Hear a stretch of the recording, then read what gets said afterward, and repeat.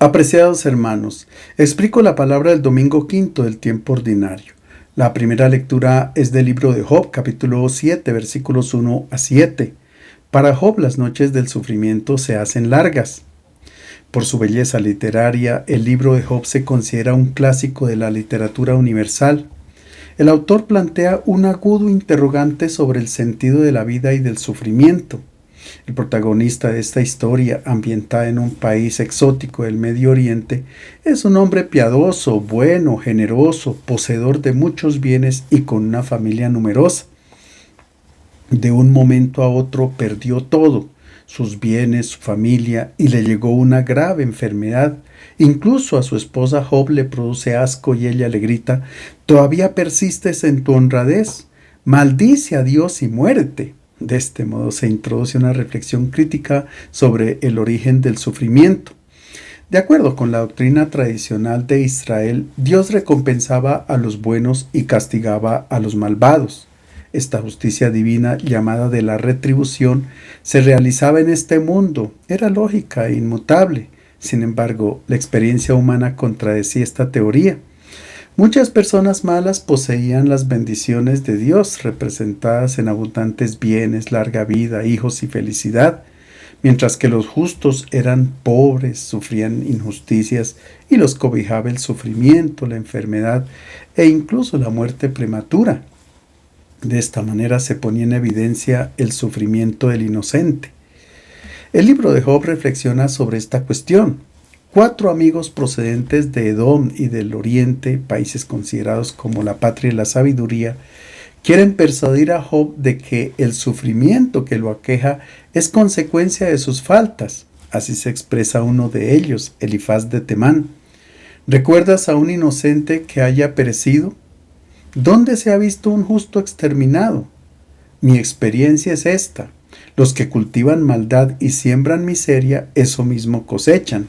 Sin embargo, la misma vida desmiente este dogma de la fe judía, poniendo en evidencia su ingenuidad, su aspecto provocativo y la insolencia con respecto al que sufre. Ante semejante afirmación, Job demuestra su inocencia. Para los amigos de Job, Dios es como un contador o un comerciante que lleva las cuentas claras de las acciones buenas o malas del ser humano para retribuirle según corresponda.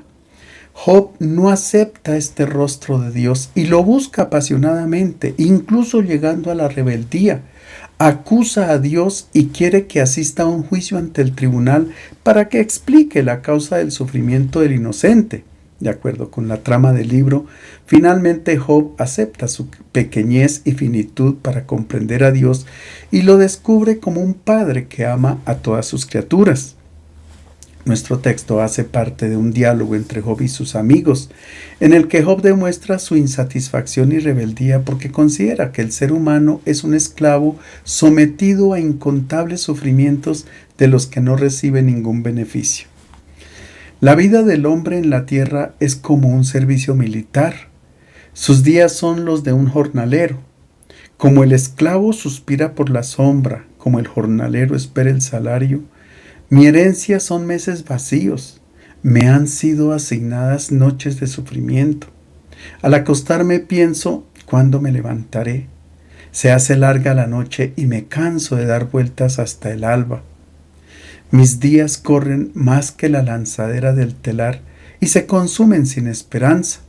Recuerda que mi vida es un soplo y que mis ojos no verán más la dicha. Para demostrar que la vida es dura, triste y dolorosa, Job utiliza 3 ejemplos. El primero es la vida del soldado, sometida a la lucha, al riesgo y a la sujeción. El segundo es la vida del esclavo, llena de trabajo, malos tratos, con breves momentos de descanso en la sombra para recibir algo de alivio. Y el tercer ejemplo es el del trabajador asalariado, que aunque reciba un salario como recompensa, está obligado a trabajar arduamente de sol a sol.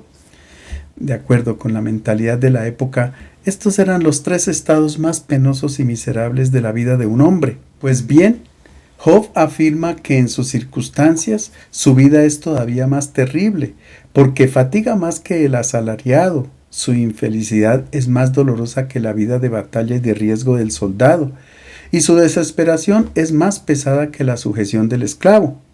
Su sufrimiento es continuo y no es atenuado por nada. Le va mejor al trabajador porque con su salario recibe una recompensa, o al esclavo porque en algún momento del día se refugia bajo la sombra. Estas personas, al menos durante la noche, reposan de sus fatigas, pero Job ni siquiera en el sueño encuentra alivio, porque debido al dolor se agita y se revuelve en su lecho hasta el amanecer. Job no tiene esperanza de que su condición cambie. Los años corren veloces, pasan como un suspiro y no le queda otro remedio que confesar su tristeza. Mis ojos no verán más la dicha, dice. Pero Job no sufre en silencio y no se resigna, sino que se dirige directamente a Dios y le pide cuentas de las desventuras que está obligado a soportar. Pareciera una blasfemia, pero en realidad es una oración. En los versículos que siguen a nuestro pasaje aparece el contenido de esta oración. En la Biblia encontramos muchos modos de orar. Hay una oración en la que el orante se expresa con sus propias palabras. Es la más simple y la más común. Esta oración emerge del corazón del hombre y llega directamente al corazón de Dios.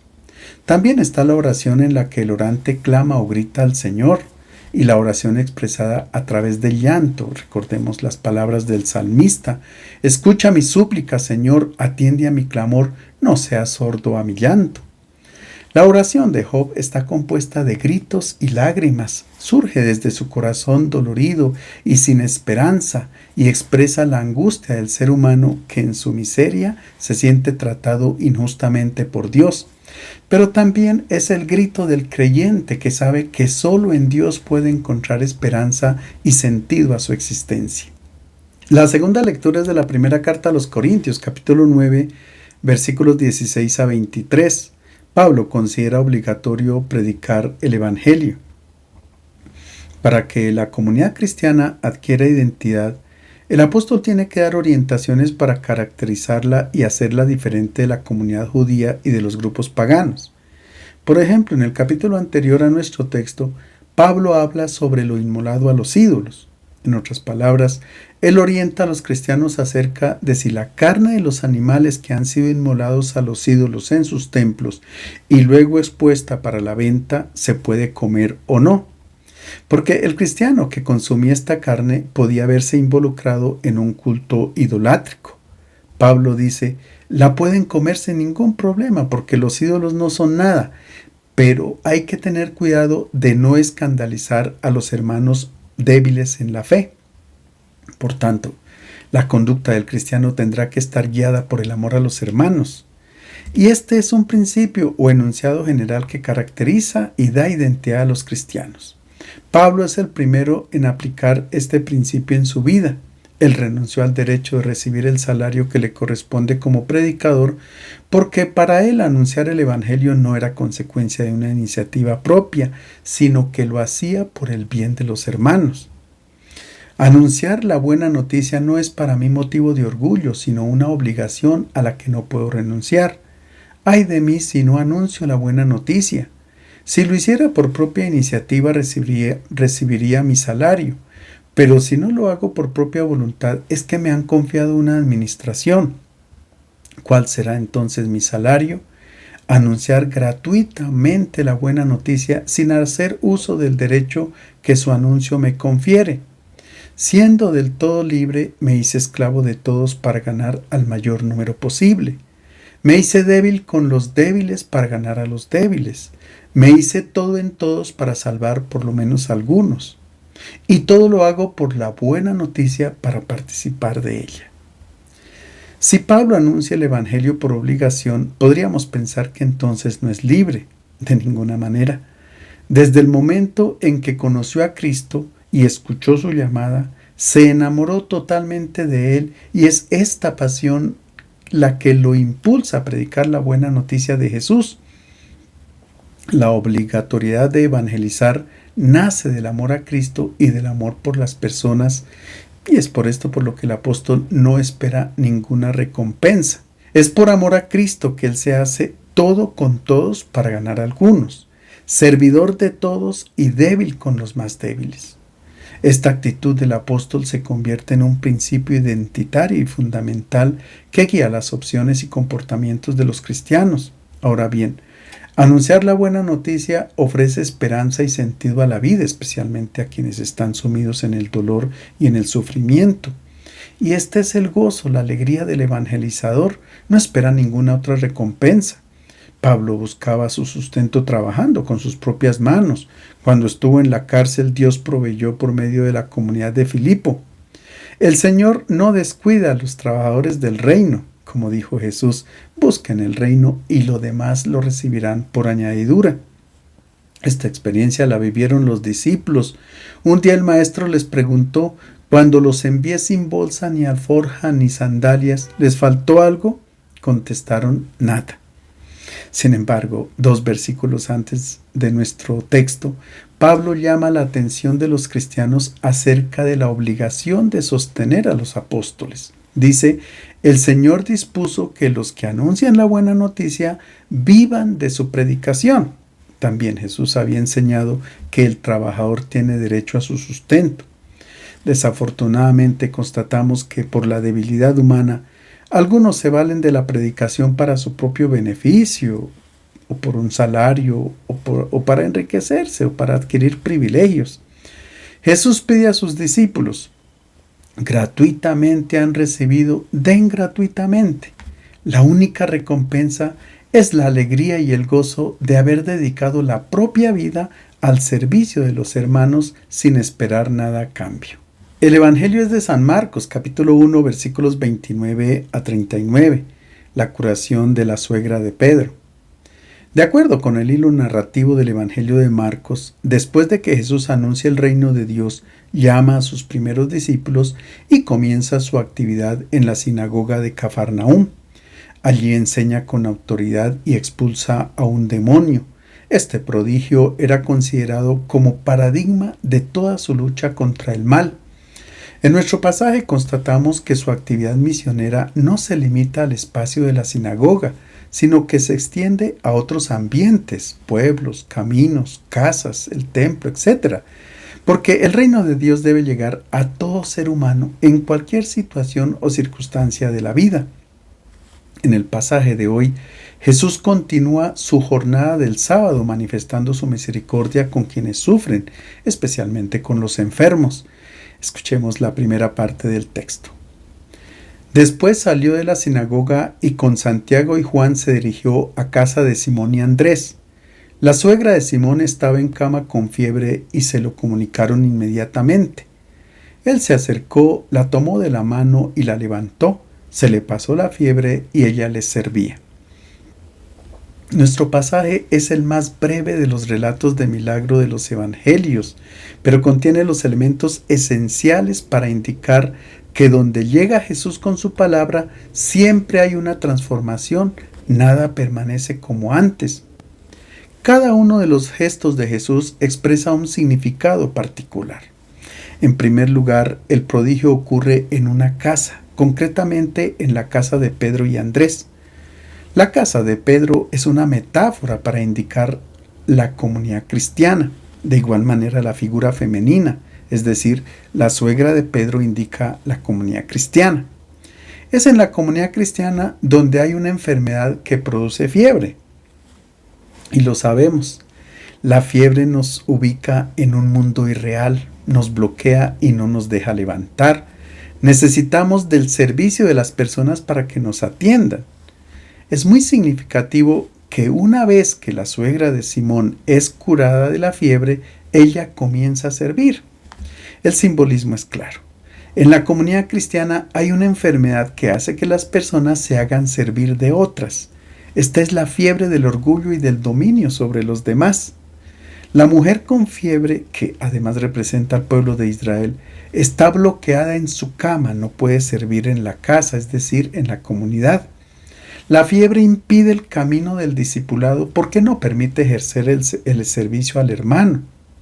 En el capítulo 9 del Evangelio de Marcos, Jesús vuelve a entrar en casa de Pedro con sus discípulos y estando allí les preguntó de qué estaban hablando por el camino. Ellos hacen silencio porque habían discutido entre sí quién de ellos era el más grande, es decir, quién tendría que servir a quién. Y más adelante en el capítulo 10 son los hijos de Zebedeo, Santiago y Juan, los mismos que aparecen en nuestro relato, quienes se dirigen a Jesús y le dicen: queremos que en tu gloria nos permitas sentarnos junto a ti, uno a tu derecha y el otro a tu izquierda. Ellos tenían la fiebre del honor y del poder, la fiebre de hacerse servir. Esta fiebre es como un instinto que hay dentro del ser humano y del que provienen todos los males del mundo. En el ámbito de las relaciones humanas, cuando a alguien le presentan a una persona, le viene instintivo pensar de qué modo ella le puede servir. Si le presentan a un médico, piensa en consultar alguna enfermedad suya o de un familiar. Si es un abogado, mira a ver si le puede ayudar a resolver un conflicto. Si es un ingeniero de sistemas, piensa si le puede reparar o optimizar el computador, etc. Pero si nos presentan a una persona que está pasando por una necesidad, especialmente si es pobre, inmediatamente también surge como instinto dar un paso atrás o hacernos a un lado. No nos interesa crear una relación de amistad con esa persona. El cristiano, por el contrario, cuando le presentan a una persona necesitada, espontáneamente mira a ver cómo puede ponerse a su servicio. Pero la fiebre que nos impide servir al hermano se puede curar. Este es el mensaje del Evangelio. La puede curar Jesús. Notemos que los discípulos, ante la fiebre que paraliza a la suegra de Simón, lo primero que hacen es hablarle al maestro acerca de ella y de su enfermedad. Es una invitación a todo discípulo para que se ponga en contacto con Cristo antes de tratar de resolver cualquier problema, antes de buscar respuestas o de proponer soluciones. Hay que hablar con Jesús acerca de los sufrimientos de la humanidad y concretamente de las situaciones difíciles por las cuales atravesamos nosotros o están atravesando nuestros hermanos. En nuestro pasaje, los gestos que hace Jesús también están llenos de significado. En primer lugar, Él se acerca sin decir una palabra. No se lamenta por el mal presente en el mundo, sino que lo ataca directamente. Es que no es nuestra bondad la que atrae a Jesús, sino nuestra necesidad. Y esta enseñanza es fundamental para los discípulos que están con Él. En segundo lugar, Jesús toma de la mano a la suegra de Pedro. Para expresar este gesto, el evangelista utiliza el verbo griego krateo, que significa mantener firme, agarrar con fuerza.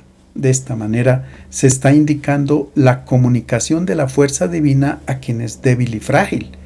En nuestro lenguaje cotidiano utilizamos la expresión dar una mano para indicar el servicio que se presta a una persona necesitada. En tercer lugar, Jesús levanta a esta mujer. Y aquí aparece el verbo griego egeiro, que en el Segundo Testamento se utiliza para expresar la resurrección, el levantarse de la muerte, de una condición de no vida. Jesús transmite una nueva vida a esta mujer que se encontraba en condiciones inhumanas.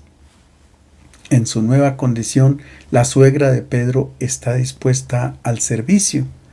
Hay un dato curioso pero significativo. De acuerdo con las excavaciones arqueológicas en la casa de Pedro, donde ocurrió este prodigio, en el siglo I se reunía la comunidad cristiana para celebrar la Eucaristía. Este es el sacramento que comunica la fuerza divina para que el cristiano se levante, se mantenga en pie, dispuesto a servir a sus hermanos. La evidencia de que la suegra de Pedro quedó totalmente curada fue que desde aquel momento ella comenzó a servirles continuamente, así lo expresa el verbo en imperfecto utilizado por el evangelista. Cada vez que Jesús opera una curación, se demuestra que la persona ha quedado totalmente curada. El paralítico toma su camilla y se va.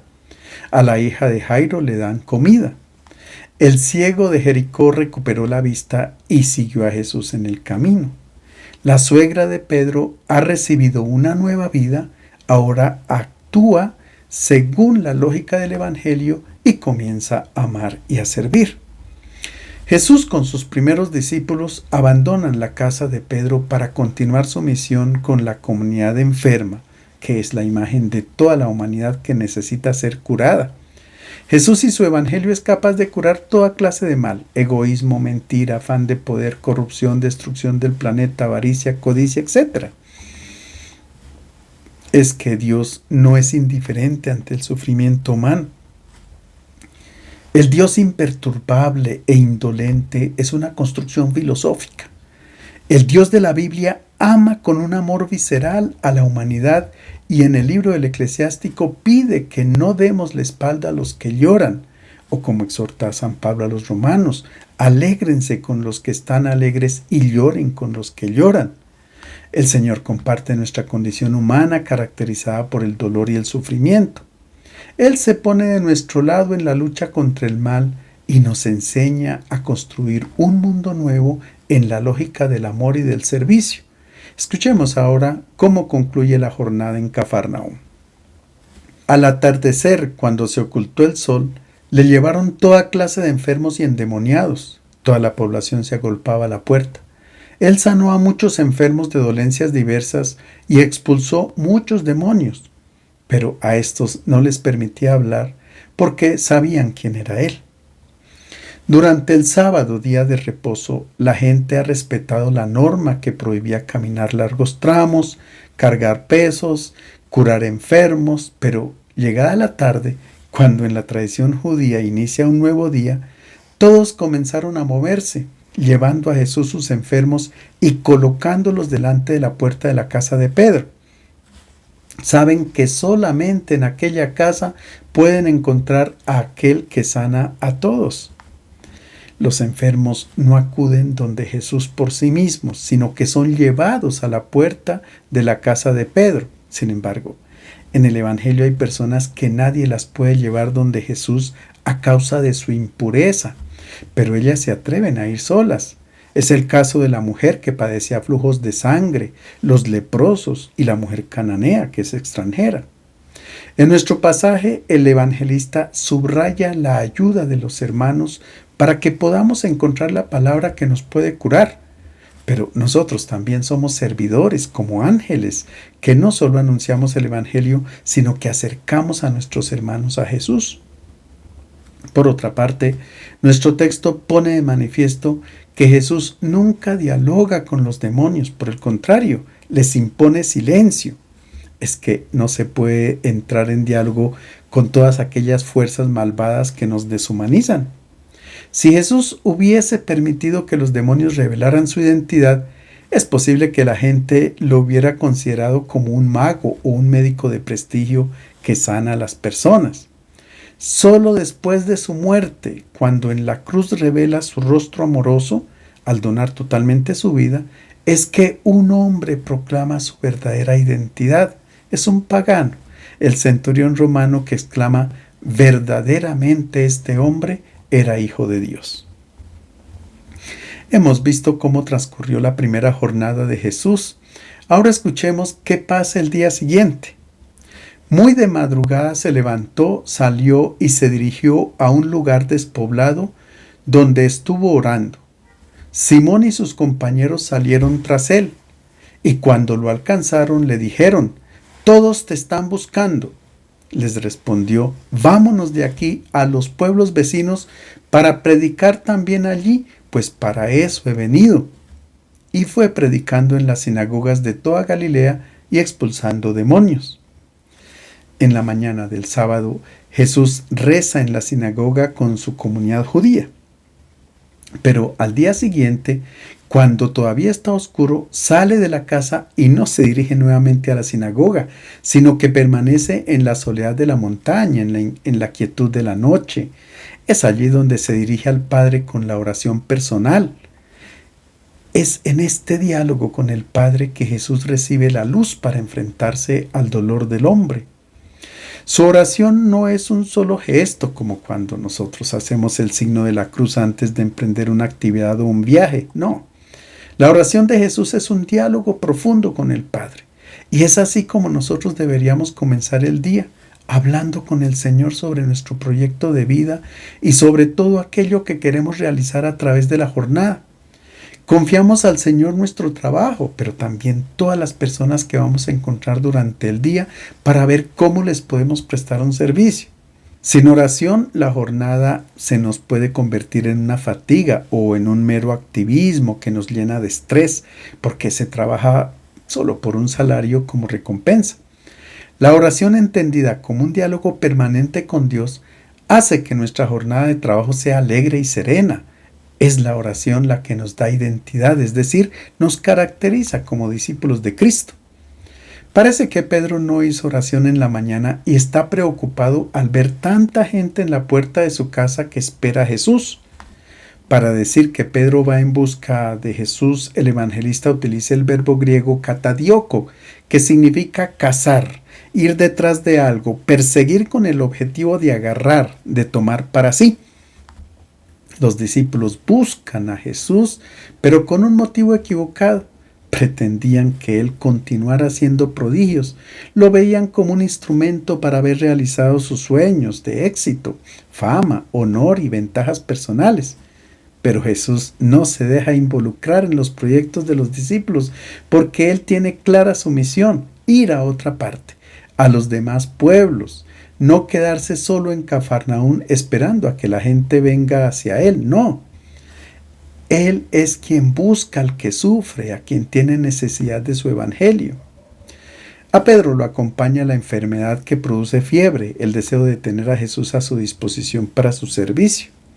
Esta es una enfermedad que puede estar presente entre los cristianos, cuando algunos quieren tener a Jesús a disposición para que lleve a cabo sus proyectos caprichosos, colme toda clase de necesidades, haga milagros y suprima la responsabilidad personal. Así no funciona el discipulado. Es todo lo contrario.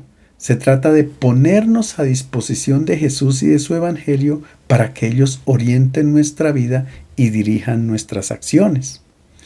Jesús nos enseñó a combatir el mal y a mitigar el sufrimiento humano. Él no se dejó atrapar por razonamientos teóricos sobre el dolor. Ha propuesto la solución. El mal existe y no hay que explicarlo sino combatirlo.